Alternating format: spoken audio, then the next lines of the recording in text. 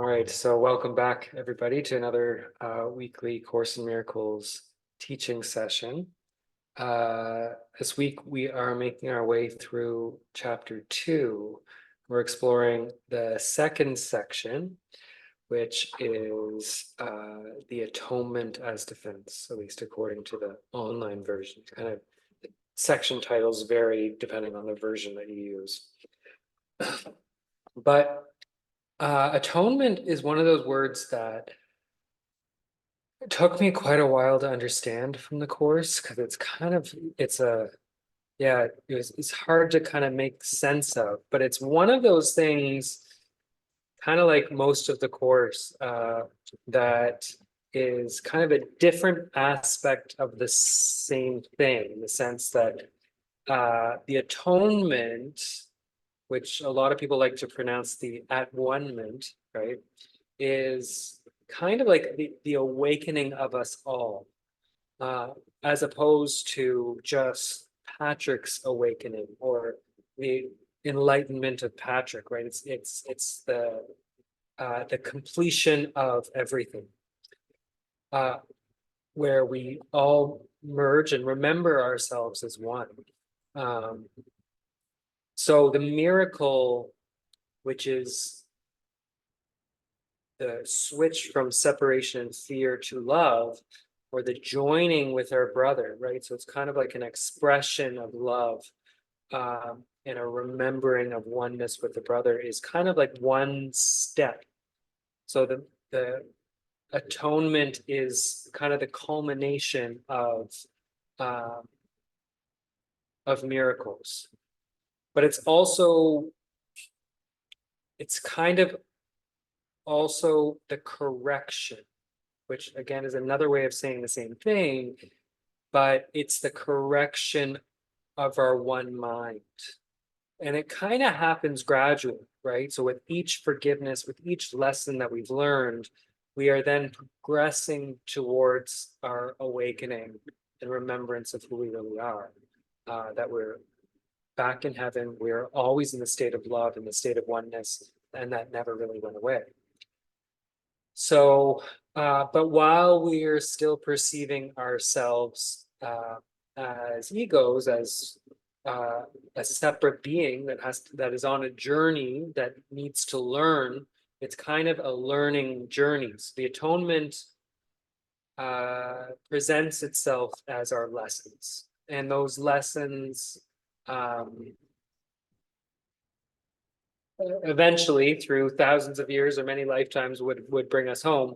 But then the miracles are like the shortcuts. So when we choose to learn the lesson, tune into the lesson right away, rather than trying to have to learn from all the negative pain and consequences that normally come, we can then choose the atonement. We can choose the right mind and bypass it all, right? Just enter the present moment fully and remember who we are.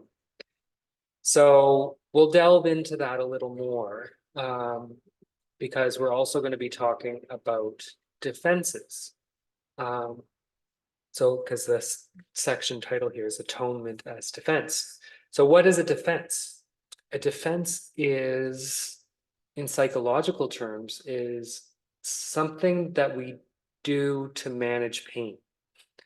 Right. So when you have pain, trauma, misery inside yourself, you can't tolerate holding that within your mind for too long.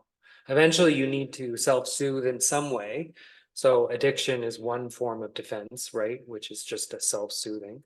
But there's more complex and more hidden ways of defense as well. So there's denial, right? Somebody dies and you're like, oh, well, they're going to come back again. Like, or you're this emotional denial. You're just feeling like they didn't really die and they're going to show up at your door tomorrow or whatever. So denial is one. Projection is another one, right? Where the painful thing you feel about yourself, all of a sudden you see it in others. There's lots of them, but the point of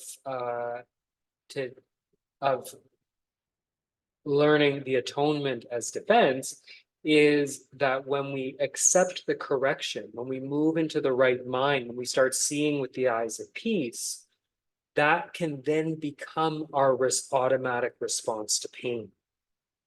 When we experience pain, oh, okay, wait, I need correction. I need atonement. I need to remember who I am and change my mind and my perspective. I need to learn this lesson so that the pain then resolves and the love starts to flow, right?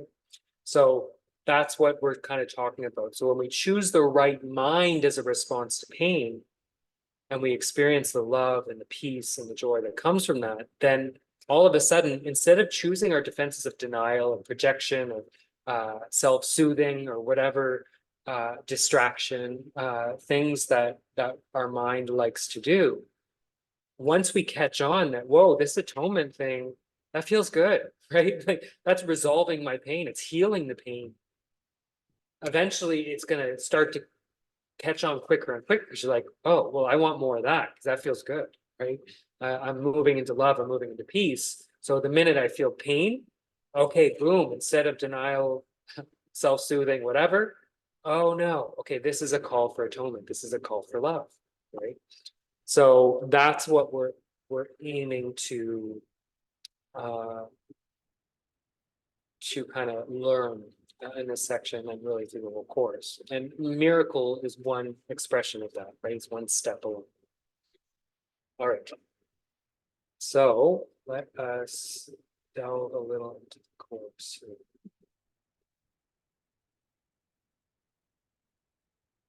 Try a different setting here.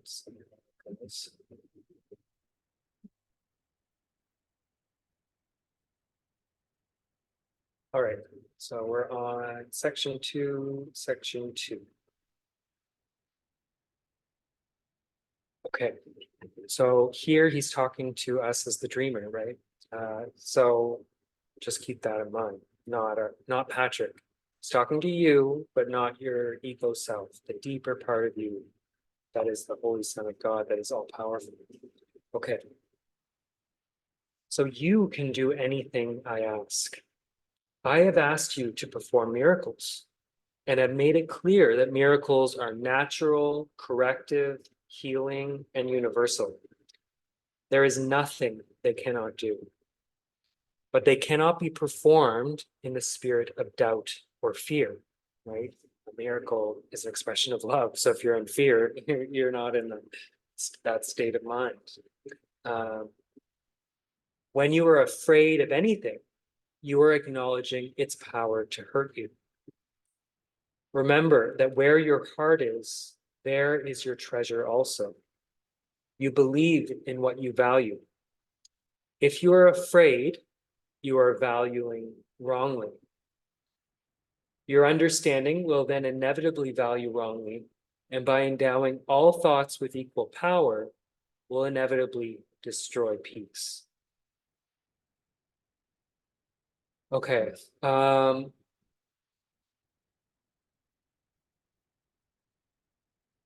So when we are afraid of something, we feel like we're being attacked, right? That something is kind of come get us, right? Whether it's a bankruptcy or the government or a nasty neighbor, who's out to get you.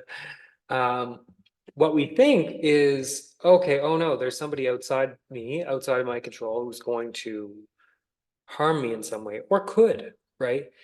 But what we don't realize is there's always a step before that. A step before you can feel like you're vulnerable to somebody else out there, you have to attack yourself first. You have to take yourself from the state of oneness and then say, no, first, I am a separate poor little self that can be harmed. And so that is a choice of the mind that comes first in that. And so that's kind of our attack on ourselves first. And so you believe in what you value. So when we value separation, when we value that, And why do we value that, right? We've gone into that many other times. We value separation because we feel guilty. We feel guilty, this horrible, wretched guilt within us. And separation is a defense against that, right? Because if we can splinter ourselves off into many different people, then that means all the evil, the genocide, the war, the injustice within the world, we get to see that in others, right? I'm not Justin Trudeau that's ruining the entire country, the tyrant who's taken away all our rights, right? That's that evil guy out there, and he's going to have to pay for that, right? That way we get like our egos love that because then we can feel like, oh no, the evil's on the outside. I'm just me, poor little me who's doing the right thing, right? You know what I mean? I'm trying to vote the right way, and hopefully we can do something to change the century around. But the evil's on the outside. We got to stop that guy, right? So that's why, because it's easy to get caught up in the idea, oh, well, I'm a good person, I'm on a spiritual journey, I value love and oneness and all of that stuff. Like, you have to acknowledge how much we love separation, because and it doesn't make much sense until you've gone inward and you've felt the horrible, unbearable guilt and pain that we carry within us. And then it makes sense why we created a world of guilt on the outside. So that's why we believe in what we value. In this sense, we were valuing separation, and then we create a world with the projector of our mind, and then it feels very real. Okay. So when we're afraid, we're doing that on purpose, right? And that's hard to understand until you've sat long enough in your pain and you've started to feel how horrible it is, right? And then you realize it's much more pleasant to feel it on the outside, but it doesn't get rid of it. That's the ego minimizing the pain by trying to splinter it off, but it's all still happening within the mind. And so the pain is still there. So that's why this course, and I'll just ask everybody to mute unless you have a question or something. Yeah, so that's why this course is coming to offer us forgiveness, right? The atonement, the miracle, which is the undoing of that guilt, right? It is the switching from fear into love. Okay. So your understanding will then inevitably value wrongly, and by endowing all thoughts with equal power, which our mind does, because our mind is a projector, we will then, if you think you value some love, you like some good things in the world, but you're also experience fear, then when we're in that torn between state, you can't be peaceful. Okay, so that is why the Bible speaks of the peace of God that passeth understanding. This peace is totally incapable of being shaken by errors of any kind. It denies the ability of anything not of God or not of love, right, to affect you. This is the proper use of denial. It is not used to hide anything, but to correct error. It brings all error into the light. And since error and darkness are the same, right, they're on the same plane, because error and darkness are just lack of light or lack of love. So then when we see darkness, oh, that's just lack of love, and that's just a call for love, so we need to bring more love into it. Then all of a sudden, then the love starts to flow, and it corrects error automatically. And so that's why when we can kind of see, that's kind of the function of the Holy Spirit or our inner teacher, which is essentially to translate all of the problems, all of the suffering, all of the multiple different needs and problems of the world. When we can start to channel them into one plane of understanding, which is either it's love or it's a call for love. And when we can see it that way, then the response becomes automatic, because when we're seeing a world with war, with hunger, with hangnails, you know what I mean? Or leaky sinks, right? It can be big problems, little problems, but it seems like they're multiple and they all require different kinds of solutions. One needs a plumber, one needs uh, a bomb, or whatever to stop the other evildoer from getting us, right? It just the world of ego is so complex, and it just seems like there's so many problems, and it's impossible to get on top of them. Whereas the Holy Spirit invites us into the world of simplicity, which is essentially, like I said, either love or a call for love. And when we can start to see it all as a call for love, then we know exactly what to do in every situation, every problem, every conflict, every hangnail. All of it is a call for love. And then it becomes automatic, right? And then, because once we understand that the solution to everything is to extend love, is to forgive, which is an extension of love, then our mind can finally relax. That all this complication and all of these problems that we need to fix one in a different way all centers into one call for love. And when the call for love comes through, it was the answer. That was the answer to all of our problems. And then the problems are no longer problems. They're actually expressions of love, because they brought us into the state of extending love. And that's what we've wanted the entire time. So that's what they're saying here. It brings error into the light. So all of our problems, all of our deep, dark secrets, all of our pain, all of our problems in us and the entire world, we bring to the light. And when we bring them to the Holy Spirit and we ask to see this differently, and we can see the call for love, the answer just, it comes, and it dissolves all of our problems into the light. And when we can see that, that's what they're kind of talking about here, denial, right? Because at first, when you're first practicing this, we're still in the ego, right? We're still in the world of complexity, right? So you need to bring all of your specific problems. You need to bring your hangnails, you need to bring your abuse as a child, you need to bring your conflict with your neighbor, all of those things, anything that upsets you in any way, we need to bring to the Holy Spirit within our mind. We need to feel the pain. We need to bring all of it up. And it can feel very onerous and everything. And it can take quite a bit of time for myself, at first, like in sitting in the pain, in order for my mind to be open eventually to being like, there must be another way of seeing this, right? And so it can seem to take quite a while. But once that you've learned that, it actually doesn't take as long as you think, because once you've learned that shortcut, because once you notice anything that's upsetting, and once you realize that anything that is not love is a call for love, you can skip all that horrible, like sitting in the pain and allowing yourself to process it and all of it. Like when you've learned it like riding a bike, right? It's like falling off the bike and scraping your knee and getting back on the bike and keep going, right? That's often the experience of meditation, at least for a lot of us, for me, for sure.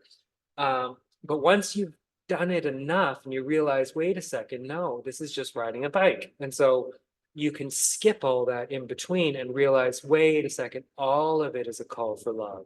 So then you can see war, boom, call for love, boom, love starts to flow, right? And you can kind of get it. So that's kind of like denial. So when you see somebody, your brother who is sick, you see a conflict with your neighbor, you're like, wait a second, this isn't of God, this can't be real. So therefore, this is just a call for love. Oh, okay, wait. Oh, this is something within my mind that I wasn't sending enough love to. And then boom, you can skip all those horrible other steps that can that are necessary in the beginning, but that you can use denial, which is a defense usually against pain. You can use it in a productive way of just skipping to the truth, right? So you can go, whoa, okay, there's some abuse from my past that is bringing up some pain for me.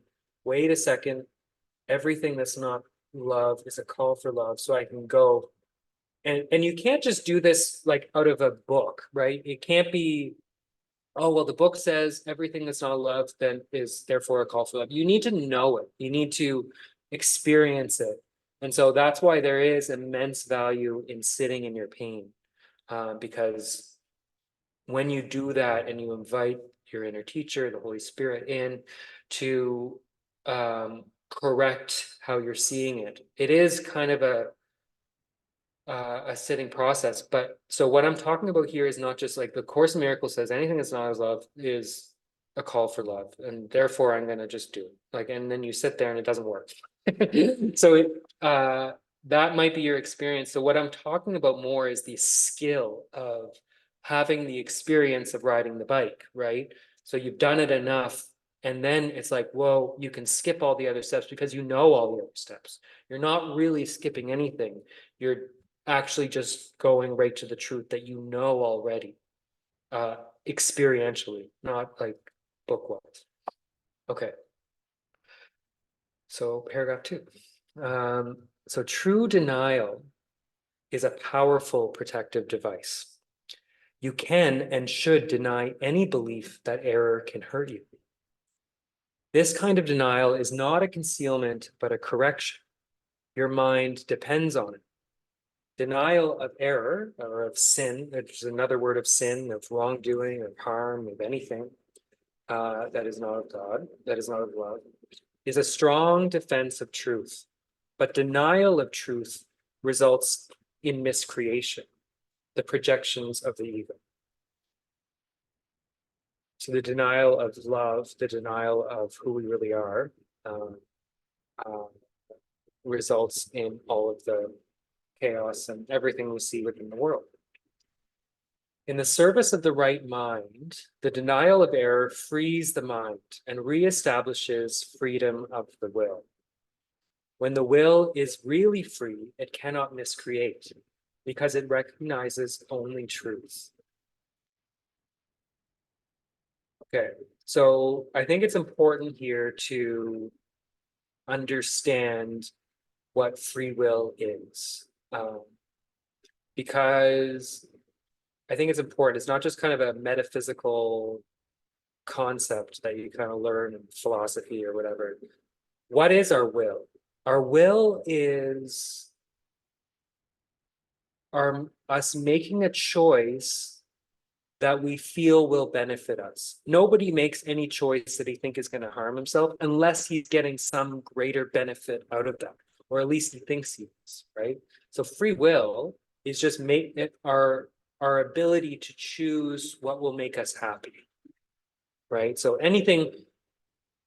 you're never forced into anything unless if you're being coerced by a government or whatever, a law, that implies that you would rather be doing something else, but somebody's forcing you to do something you don't want to do. So that is an infringement on your will. So as human beings, as egos, we value very deeply, right, our ability to do what we want, what we feel is best for us. But there's a trap in that, because there's only one thing that will make us happy. And that is remembering who we are as the extension of God, the extension of love, that we really are. And that is an unchanging thing. It's not going to get pizza, you know what I mean? Or the ability to leave your home during a lockdown. Those things, to the ego, they feel like that's what free will is, but it's not, because none of those things will ever make you happy, right? And so what happens in this awakening process is often the will of our ego starts to become infringed. And actually the will of our ego, the free will of our ego, is something that actually has to be relinquished, because it will never make us happy. I can never be happy from Patrick making any choice within the world. None of them. You could be locked up in prison. I could be murdered, tortured, whatever those things are. Or I could not have those things, and none of those will make me happy, because none of them will bring me to where I really already am. Because what we're searching for is already now, which is the remembrance that we are already spirit, that we're already one with God and one with everyone, and that we are already in the extension of love and oneness. So as long as you believe that your will, your free will, is what your ego character gets to do or not do within the world, then you're trapped and you're not understanding what the will is. Because who cares about free will if you're in perfect bliss and oneness, right? So it doesn't mean that you have to be crucified on a cross, but you have to not care. Right? Because nothing that we see within the world really means anything. And so once we withdraw our valuing of our ego's autonomy and will, our free will, which is the choice for what will make us happy, will then emerge because it's already here.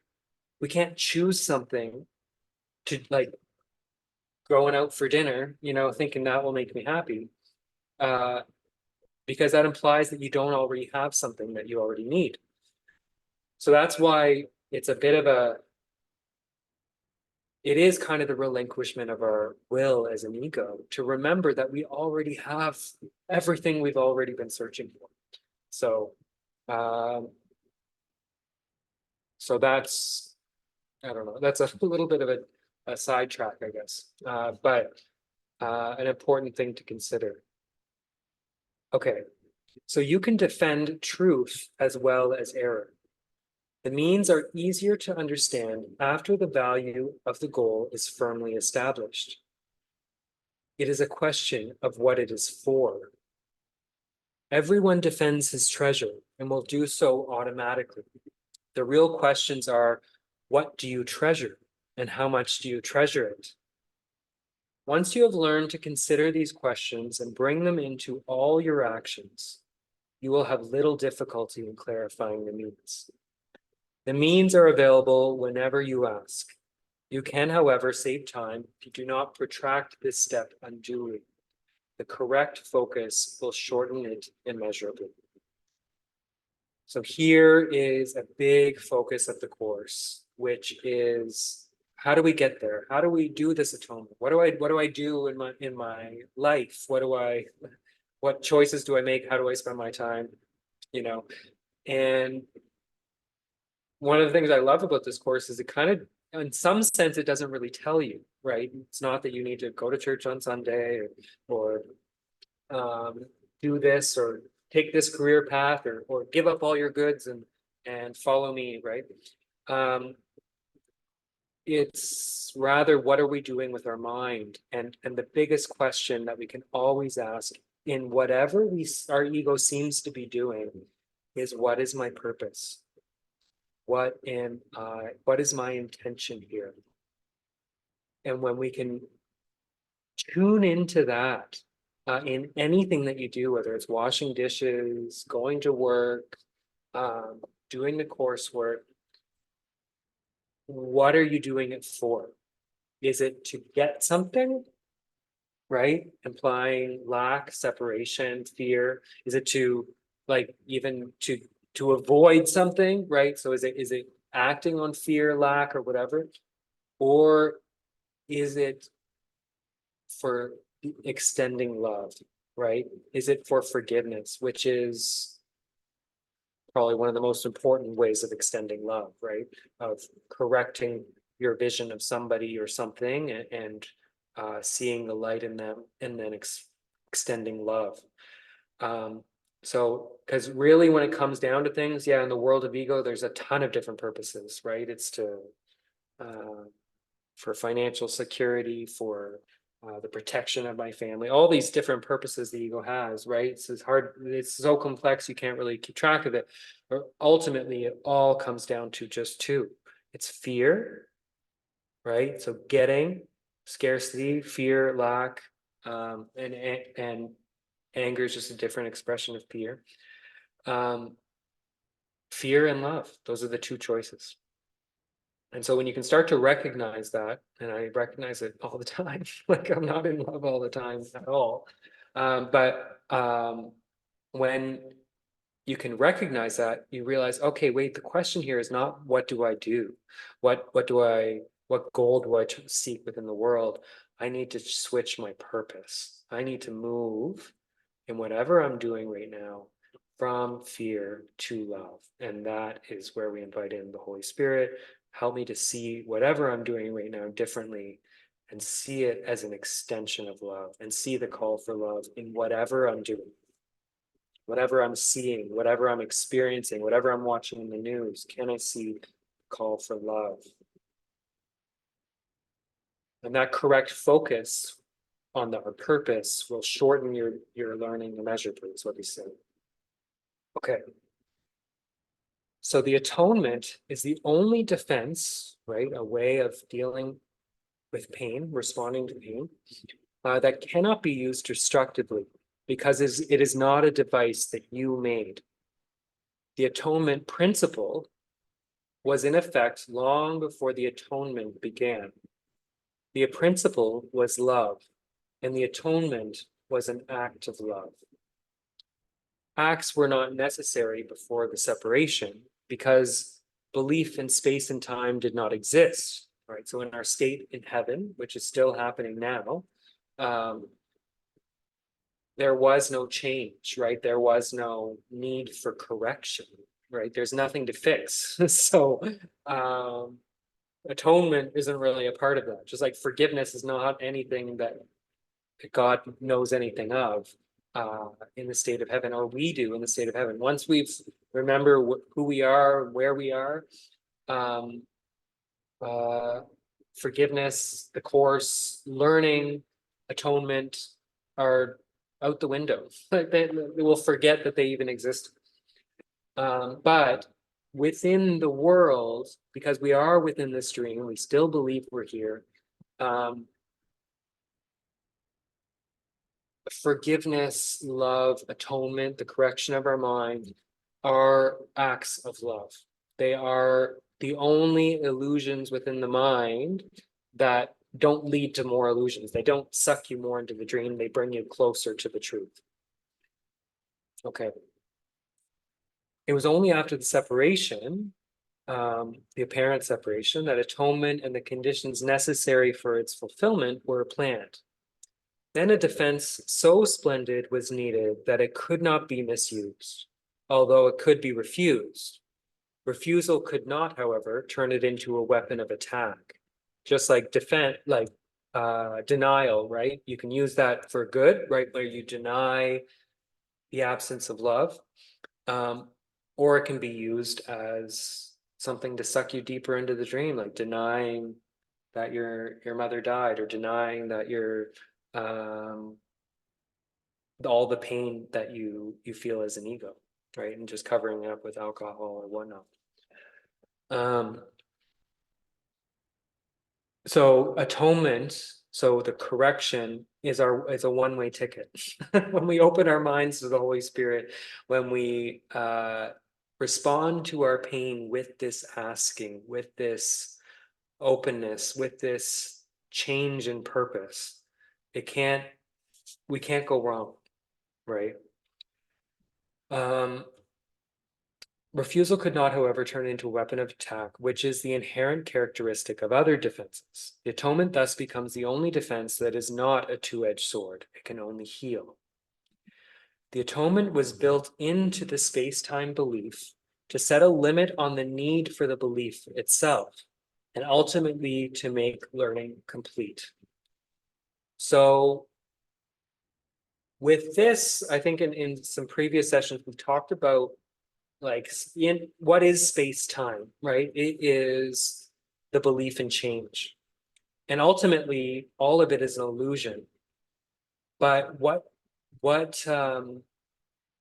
controls that belief is this journey that absolutely all of us are on to awakening. Awakening is inevitable. It will happen for everybody, but usually it takes a lot of time. It's a lot of trial and error and sitting in your pain and lifetimes of mistakes and problems and karma and to eventually learn that there must be another way, right? So eventually we learn our lessons and we circle around over thousands and thousands of years, and we eventually learn all of our lessons. And that's why the course kind of comes through as a shortening, right? It is a way to skip through. Forgiveness is the way to escape the wheel of karma and shorten the need for time. Time is only here, this belief in change, till we realize that we're a changeless being, that that time makes absolutely no sense to, right? And so the atonement is kind of built in the sense that it's inevitable for absolutely everyone, right? This is not like the select few are going to make it through and others won't. But it's built into time in the sense that once we've learned the lessons, once we've corrected our mind, it eventually will lead to the remembrance that we're all one, that we're all love, and time is not a concept that makes sense once we realize that we're eternal and unchanging. Okay. Learning itself, like the classrooms in which it occurs, is temporary. The ability to learn has no value when change is no longer necessary. The eternally creative have nothing to learn. You can learn to improve your perceptions and can become a better and better learner. This will bring you into closer and closer accord with the sonship, right? The remembrance that we're all one, that we are all loving, that we are all innocent. But the sonship itself is a perfect creation, and perfection is not a matter of degree, right? So this is only a correction of the illusion that we think we're in. The fact is, we're not really improving ourselves. That's what it feels like when we're on this spiritual, we think we're on a spiritual journey, right? That where we're correcting our mind, we're forgiving, we're growing. It seems like we're evolving, right? But all that's evolving is our perception, because the fact is that we're already that innocent one being that is pure love and the extension of God. So the importance in that is that's one of the corrections that has to happen in the mind. Once that clicks in the mind, you can cut through the whole thing. You don't need to wait thousands of years of slowly improving yourself. You can realize, wait a second, none of this makes any sense. I am this holy son of God. And you can, boom, you can transport yourself out of here. So evolution is a process in which you seem to proceed from one degree to the next. You correct your previous missteps by stepping forward. This process is actually incomprehensible in temporal terms because you return as you go forward. You remember that you already are perfect. The atonement is the device by which you can free yourself from the past as you go ahead. It undoes your past errors, thus making it unnecessary for you to keep retracing your steps without advancing to your return. So this is the undoing of karma and all of our lessons and all of our attachments that keep us wanting to come back here into this world that doesn't really exist.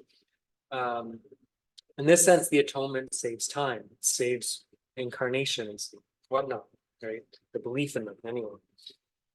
But like the miracle it serves, it does not abolish atonement. As long as there is need for atonement, as long as there's something that needs to be corrected in our mind and our perception, there is need for time. But the atonement as a completed plan, the at-one-ment, has a unique relationship to time. Until the atonement is complete, its various phases will proceed in time, but the whole atonement stands at time's end. At that point, the bridge of return has been built. So that's the point where we realize, wait a second, time itself is an illusion. I'm an eternal being that cannot be changed. None of this really happened. And then boom. And then all of that seems to happen. But as long as we're here, it is proceeding. We're awakening gradually, right? That's what we experience things as, but we can speed it up really quickly when we start to learn these lessons. The atonement is a total commitment. You may still think that this is associated with loss, a mistake all the separated sons of God make in one way or another. It is hard to believe that a defense that cannot attack is the best defense, right? One where you're not attacking back at somebody. This is what is meant by the meek shall inherit the earth, right? So this is kind of an example, right? If somebody's coming after you, like they came after me, like, or my ego anyway, when they took my medical license, right? So I fought back, right? I established my legal defenses. I started my lawsuits. I went to court. I did all those things. I spoke out against them, right? The atonement response to that would be, wait a second, okay, here's a conflict. Here is something that is causing pain, right? Or seems to be causing pain within myself. The atonement is instead of acting like a normal human being and doing those things, or even if you allow your ego to do those, what you do is you step back and be like, wait a second, I have a need for correction. I'm experiencing pain, and therefore that I'm seeing something wrongly. So I need to correct the way that I'm seeing this. And that is an extremely powerful thing to do because we have the ability to heal the whole dream. This is our dream, right?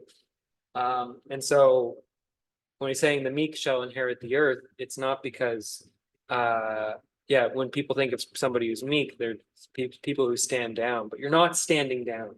You're using the atonement to correct your mind that is seeing this pain wrongly, and you can then begin to see it as a call for love. They will literally take it over because of their strength, right? Right. Because meekness, in the sense of using the atonement, of healing, of realizing, okay, wait a second, this war that's happening in the Middle East, that is a lack of love that I am failing to send within my mind. Um, that is power, like this power that we're talking about of forgiveness, of seeing the light in others, of extending love. It heals, right? It will completely shift the whole world, which is all an illusion, but it's a reflection of our mind. We switch our mind from fear to love, the world becomes a reflection of love. Okay. A two-way defense is inherently weak precisely because it has two edges. It can be turned against you very unexpectedly. This possibility cannot be controlled except by miracles. The miracle turns the defense of atonement to your real protection.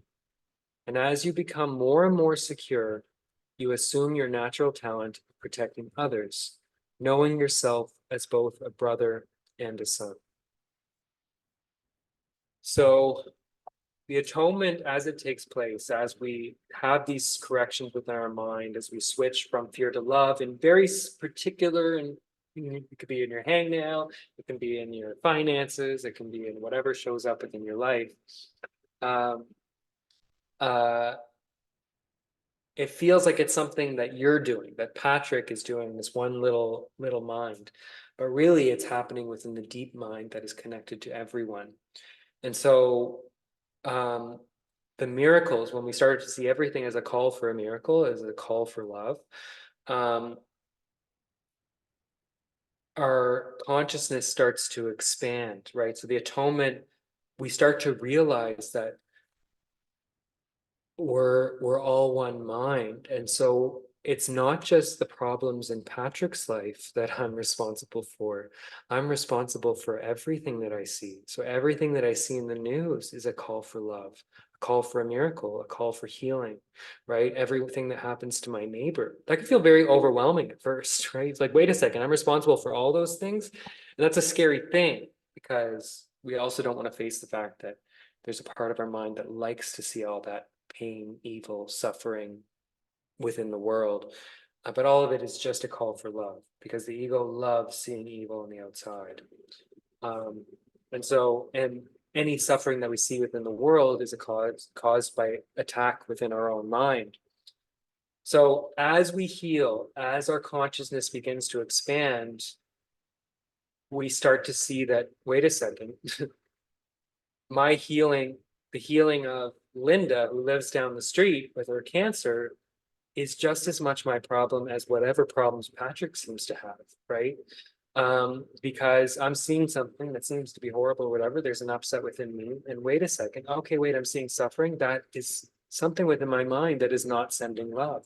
So when I can start to see everything around us, everything within the world, everything that you see with your eyes as a call for love, the atonement then just starts to speed up, because we're expanding our consciousness drastically and realizing that that we're one, we're connected, deeply connected with everyone. Okay. So that's kind of what is mentioned here, and that's why the atonement is, yeah, it's the awakening of all of us. What the Course says in a different part is like the sole responsibility of the miracle worker is to accept the atonement for himself. Right? Which is not meaning that I just focus on Patrick's little life and I just focus on his forgiveness exercises and all of that. And that's kind of my only mission here. And then that will do my part for everybody, and everybody else will do their own part. It's like, no, that's not really what it means. What it means is that your consciousness needs to expand enough that Linda's cancer down the street is your cancer, right? That is something, and that is only showing up because of a lack of love within your mind.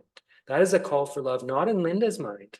It's a call for love in yours. This is showing up within your dream, right? And so that's what it means. And it doesn't mean that you go around trying to fix everybody else's problems, but you realize that no, that's not everybody else's problems. The war that's happening in the Middle East is an attack thought within my mind. That is a call for love within me, not a call for love within all those people. And they're not listening to their call for love. They should really, pick up the Course in Miracles and get to work. No, it is an attack thought within my mind. It is a fear thought within my mind. And there's a war happening there because I'm not responding to that call for love. I'm not seeing that call for love. And so eventually what happens is our minds start to connect and we realize that all of us are one, and therefore all of our seeming calls for love are all one for all of us.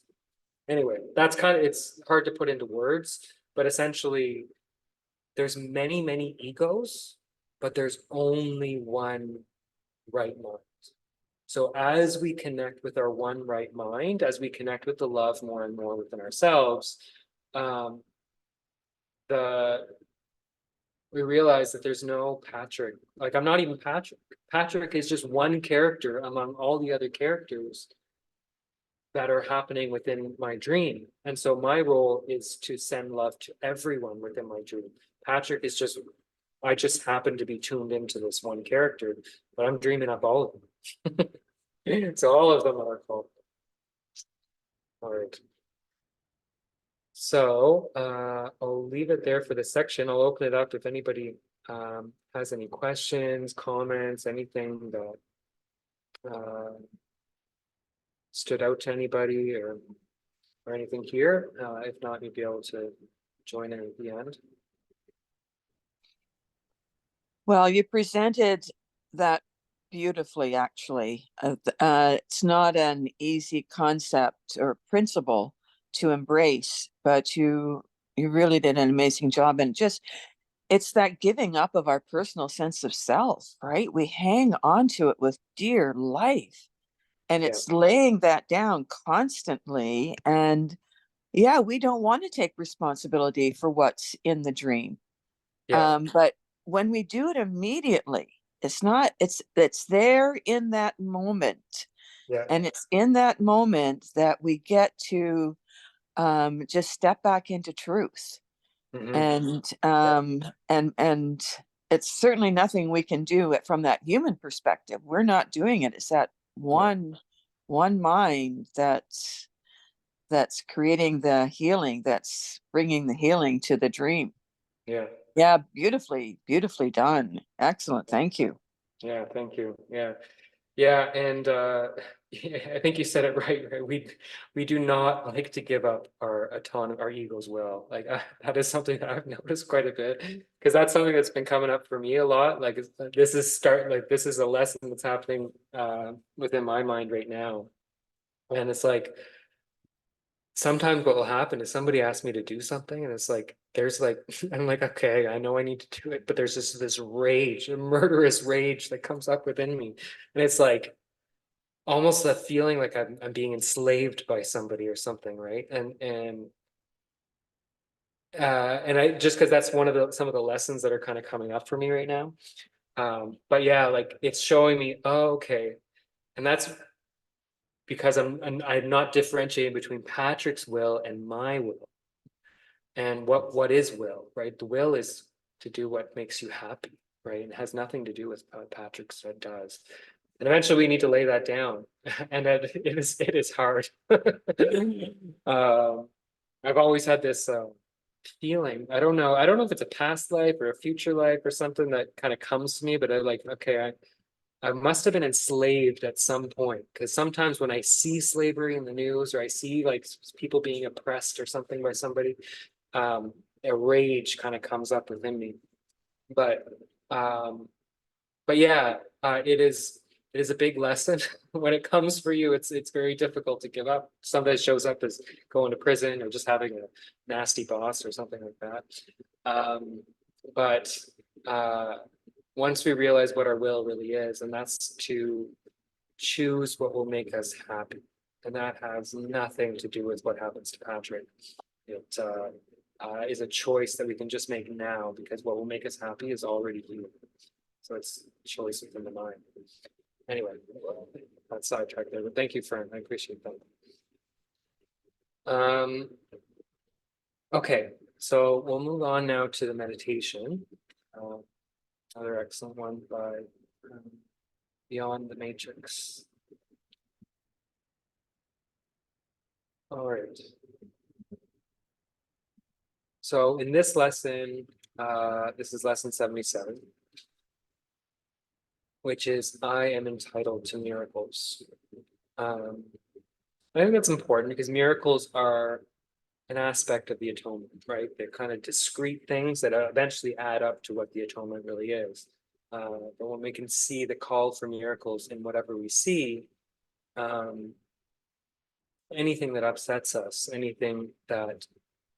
form of suffering, of conflict, of um, anything that is not perfect joy and love is a call for a miracle. Um, Whether it's within ourselves or with others, right? And so um, what I invite you to here, because the big trap that can block this lesson is, who is this I who is entitled to miracles? Because if you're in your ego mind, it's going to lay flat. You're going to be like, I am entitled to miracles. And like, I don't really feel like that. I don't really experience them or whatever, right? But that's if you're thinking Patrick is entitled to miracles, and that is not what we're saying.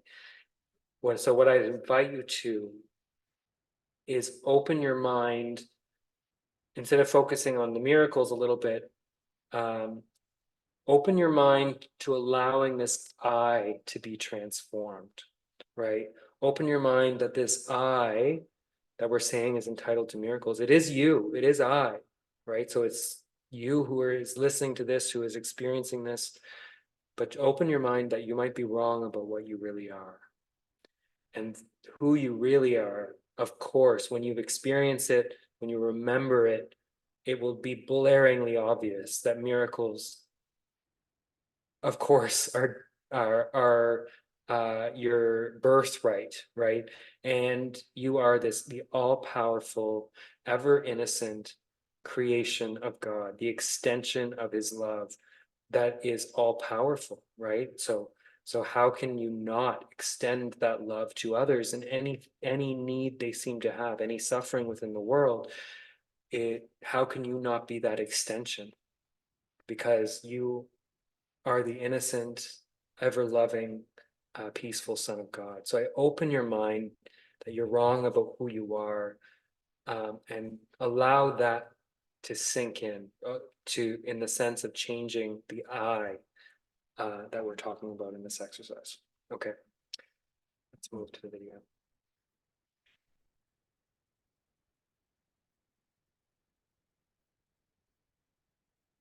Free your mind. An experiential daily practice designed to dissolve past programming and expand your awareness of your true self beyond the matrix illusion of fear, lack, and separation. Take a deep breath, and as you exhale, close your eyes and let go of all memory and anticipation. Bring your full awareness to the now, this holy instant. The purpose of this practice is to enable you to bring unconditional and unwavering peace with you into any and every circumstance, and to heal distress and turmoil. This is not done through avoidance or seeking a haven of isolation for yourself. You are here to discover that peace is an intrinsic part of you and requires only that you be there in full consciousness to embrace any situation in which you are. And as you practice, you will learn that there is no limit to where you are, so that your peace is everywhere as you are. Now take one more deep, slow, full breath in. And as you exhale, allow your body and your mind to relax. And let's begin.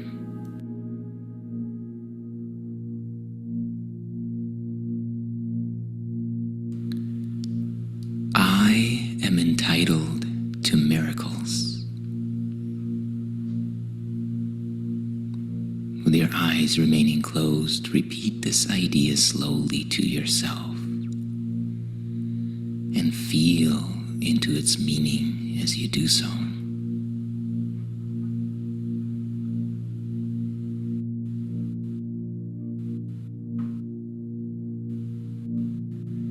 You are entitled to miracles because of what you are. You will receive miracles because of what God is. You will offer miracles because you are one with God. Salvation and freedom from all limitation is merely a statement of your true identity. And it is this that we will celebrate today. Connect now with that frequency of celebration, because you indeed are entitled to miracles, being the creation of God. Your claim to miracles does not lie in your illusions about yourself. It does not lie in the traits or achievements of your dream character. It does not depend on any magical powers you've ascribed to yourself, nor any of the rituals you have devised to attain your worth.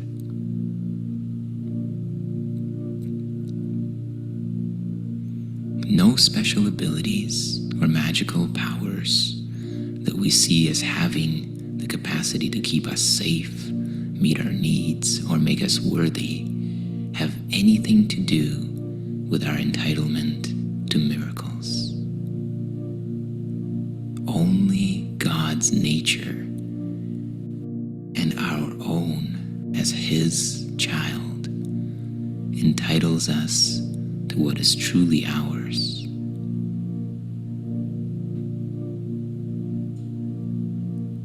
It is inherent in the truth of what you are. It is implicit in what God, your Creator, is. And it was assured in your creation and guaranteed by the laws of God. Today, you will claim the miracles that are your right, since they belong to you.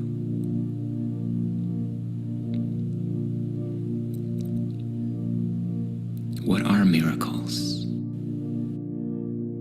Miracles are shifts in perception, from fear to love, shifts that supersede all human understanding and so-called laws of the dream world. Miracles do not obey the laws of time or space, do not obey the laws of past or future. Miracles entitle you to abide in your natural state of love and perfect awareness of oneness any time that you choose.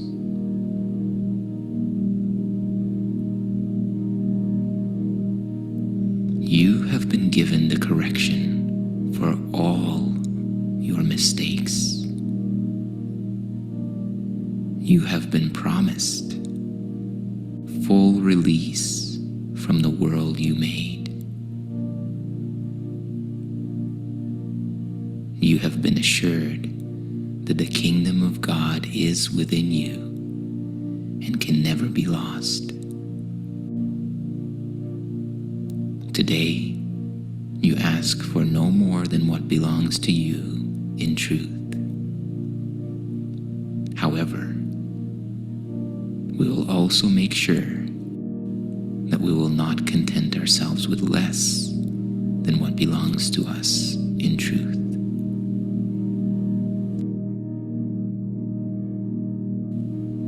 Today, decide that you will not accept any limitation imposed on you by the past, by your perception of yourself while you identify with the dream character, nor by any experiences that seem to have defined for you what is possible and what you are not able to have.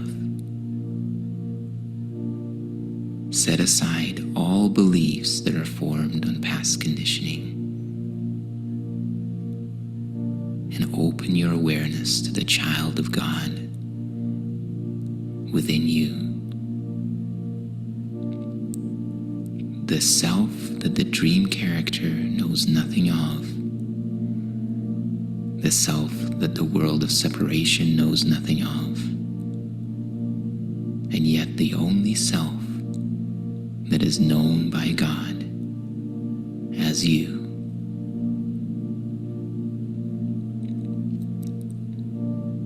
Let's practice.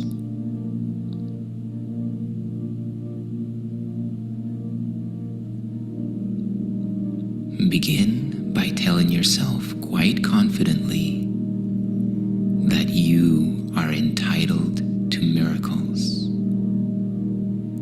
Take a few moments now to repeat it slowly and with certain confidence.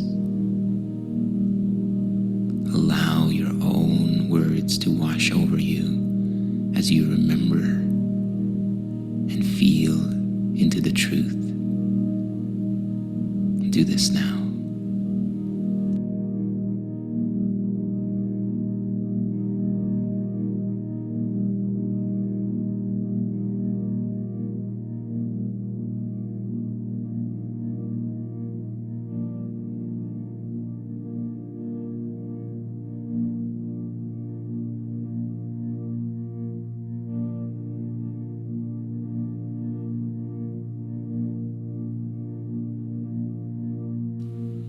remind yourself now that you are asking only for what is rightfully yours.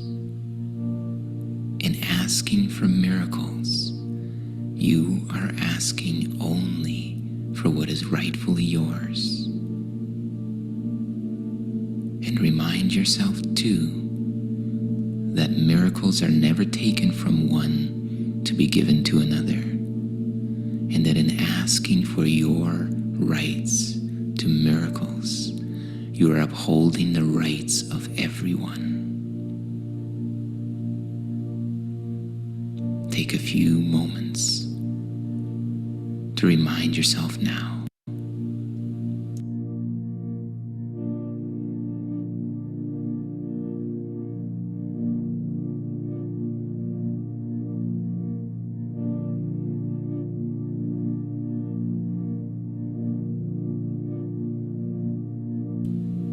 Miracles do not obey the laws of the world. They merely follow from the laws of God. There are no external conditions you must meet, and nothing you must earn in order to be worthy to receive. You are worthy simply because of what you are. And this you must accept and allow in order to let yourself receive what is already and always yours. Contemplate these points consciously and let yourself remember and feel the truth of your being. Do this now.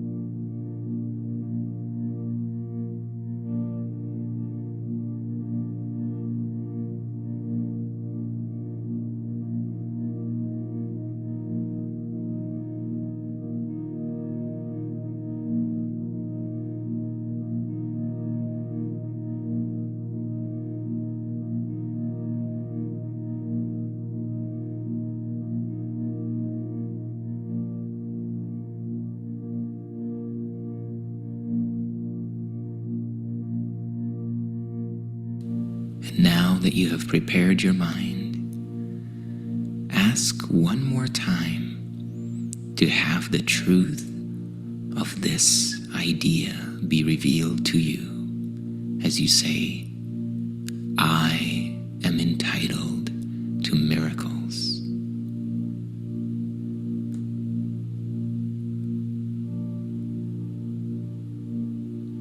And now wait quietly. Still your mind and become very present, as if you are listening to the whisper of somebody you love and respect greatly. Lean into the now with full listening and receptivity, and allow your inner guide, the Holy Spirit, to assure you that what you claim is true.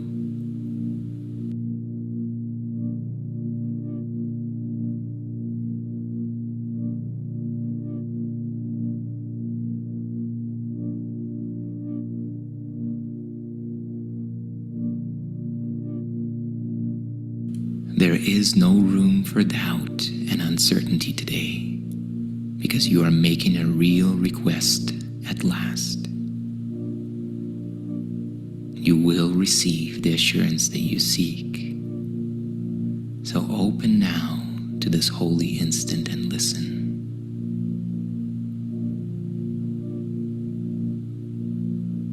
You cannot fail to be assured in this, because you are but asking that the will of God be done. is God's will, that you are free from all fear and limitation, from all sense of lack, concern, and worry. The truth is that even in this dream, you remain as God created you, in the mind and heart of God, one with your source.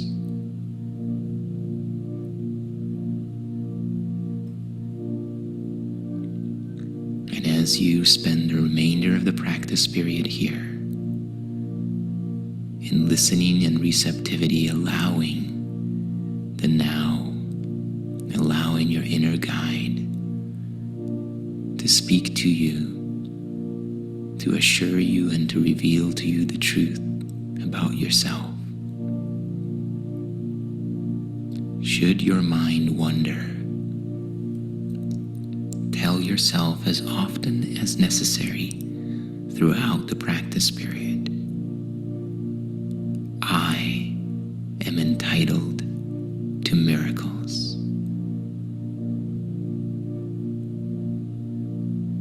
Begin now.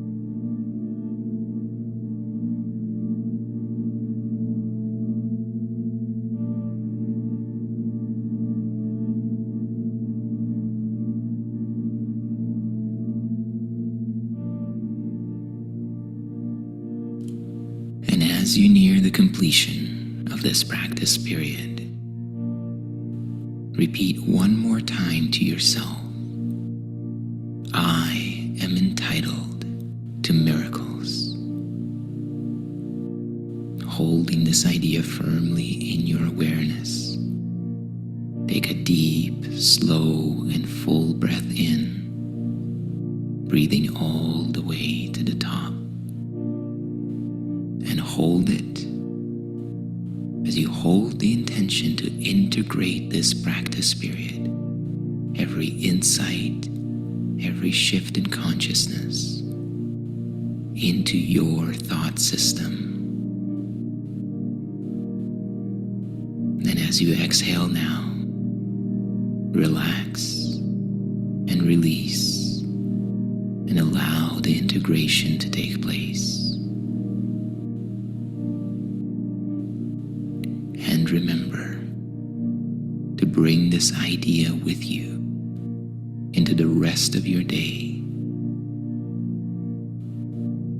Throughout the shorter and frequent practice periods, devote a moment to remind yourself of a simple fact. Tell yourself often today, I am entitled to miracles.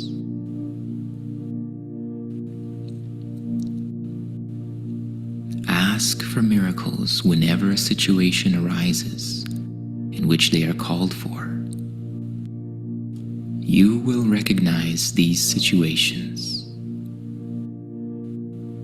They will be situations in which fear seems to overshadow love, peace, and joy in your mind or in the mind of another. And since you are not relying on your dream character to find miracles, you are therefore fully entitled to receive them whenever you ask, because of who and what you are. Remember too, not to be satisfied with less than the perfect answer. Be sure to tell yourself quickly, should you be tempted, I will not trade miracles for grievances. I want only what belongs to me. And God has established miracles as my right.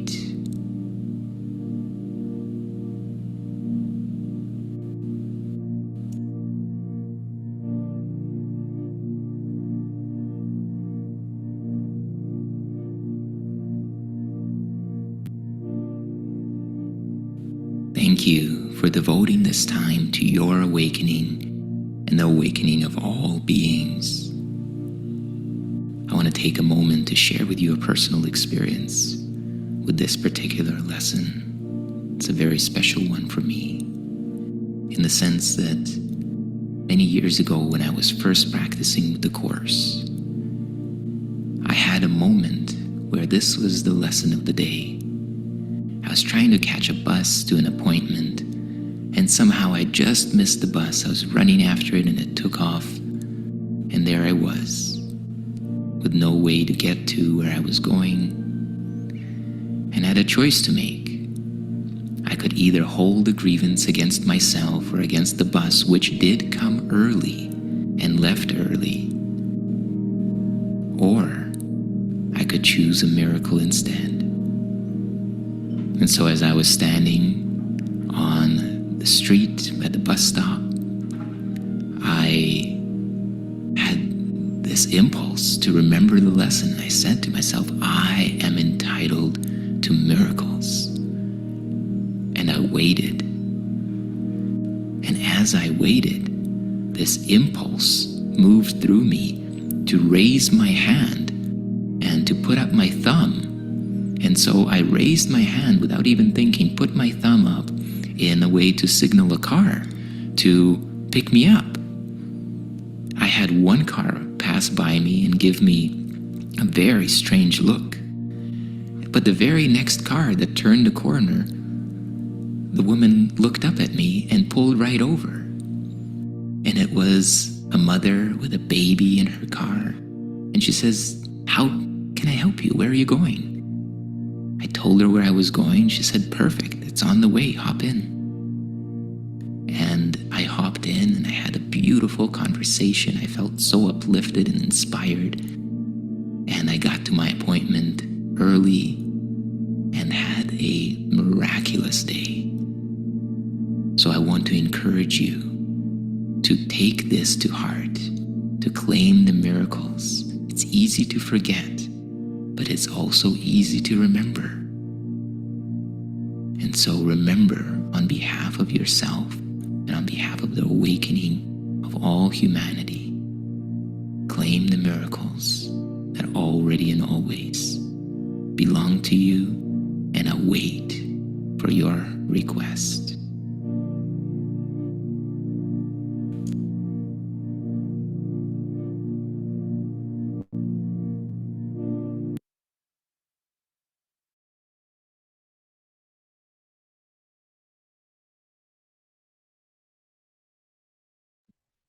That was a good meditation for sure. Hopefully, kind of tuning us into our who we really are, which is an extender of miracles. As we are the extension, the ever infinite, all powerful extension of God's love. So we are also an outflowing of that love. So if we're seeing something that's not love, that's not perfect joy and peace, then it's a call for a miracle. And it's kind of a beautiful story at the end there. I wasn't expecting that. I've been listening to this the whole way through. But it's kind of a beautiful example there.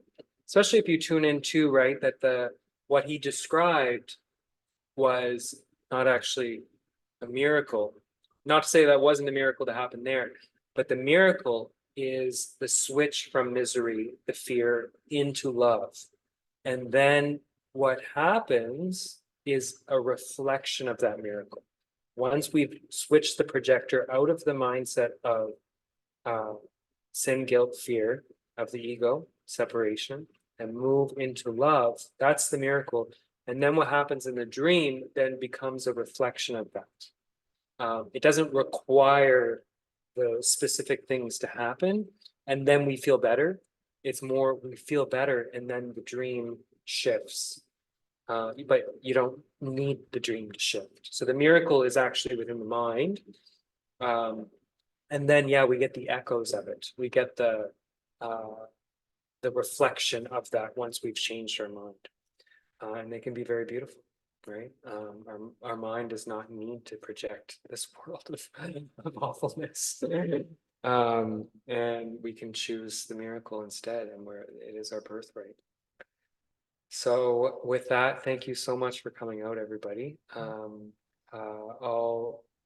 I do two things here. So if you want to share anything that you got out of this on the record, I'll open that up now. If not, I will end the recording, and then if some people want to say anything after that, you're more than welcome.